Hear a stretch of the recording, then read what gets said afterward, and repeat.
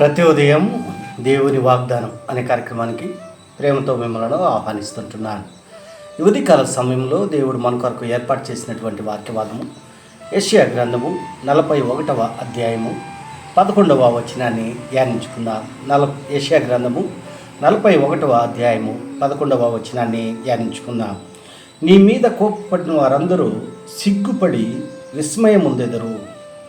క్రీస్తునందు ప్రియమైన దేవుని బిడ్డలారా, ఈ ఉదయకాల సమయంలో పరిశుద్ధాత్మ దేవుడు మనకిస్తున్నటువంటి వాగ్దానము, నీ మీద కోపపడిన వారందరూ సిగ్గుపడి విస్మయం పొందెదరు. ఈ యొక్క వాగ్దానాన్ని దేవుడు మనకును మన కుటుంబాలకును ఆశీర్వాదకరముగాను దీవెనకరముగాను మార్చునుగాక. ఈ యొక్క మాటల్లోని ఆత్మీయ సత్యాలను ఆత్మీయ అర్థాలను మనం గ్రహించినట్లయితే పరిశుద్ధాత్మ దేవుడు యెషయా ప్రవక్త ద్వారా పలుకుతున్నటువంటి పలుకులు, నీ మీద కోపపడిన వారందరూ సిగ్గుపడి విస్మయం పొందెదరు, నీతో వాదించేవారు మాయమై నశించిపోదురు. అనగా దేవుడే తీర్పు తీర్చువాడు. ఎందుకనగా ఆయన న్యాయాధిపతి అయినటువంటి దేవుడు. ఎవరైతే నిన్ను చూసి అసూయపడుతూ ఉంటున్నారో, నిన్ను ద్వేషిస్తూ ఉంటున్నారో, నిన్ను విసర్జిస్తూ ఉంటున్నారో వారందరూ కూడా సిగ్గుపడి విస్మయం పొందెదరు. 10వ వచనంలో మనం గమనించినట్లయితే పరిశుద్ధాత్మ దేవుడు ఒక అభయాన్ని ఇస్తూ ఉంటున్నాడు. నీవు దిగులు పడకము, జడియకము, నీ దేవుడైన యెహోవా నీకు తోడుగా ఉన్నాడు. అది అభయం ఇస్తూ ఉంటున్నాడు. అంత మాత్రమే కాదు, ఎవరైతే నిన్ను విసర్జించారో, ఎవరైతే నీ మీద కోపపడినారో, ఎవరైతే నీ మీద అసహించుకున్నారో అటువంటి వారందరూ కూడా సిగ్గుపడి విస్మయం పొందేదనంట.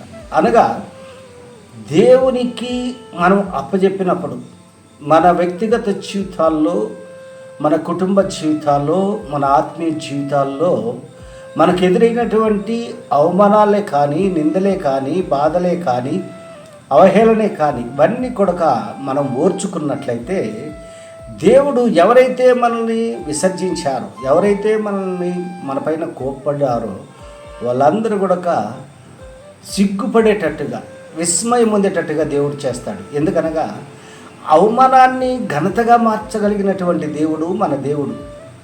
ఒకవేళ ఈరోజు నిన్ను ఎవరైనా అవమానపరిచారు అని నువ్వు అనుకుంటూ ఉన్నట్లయితే, ఎవరైతే అవమానపరిచారో వారిని దేవుడు అణిచివేసేటువంటి దేవుడుగా ఉంటున్నాడు. గర్విష్ఠుల యొక్క గర్వము అణిచేటువంటి దేవుడు మన దేవుడు.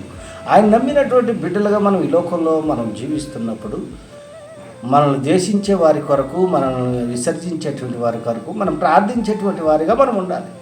అందుకే పైభాగంలో మనం గమనించినట్లయితే దిగులు పడకము, నేను నిన్ను బలపరుతును, నీకు సహాయం చేయవాడు నేనే.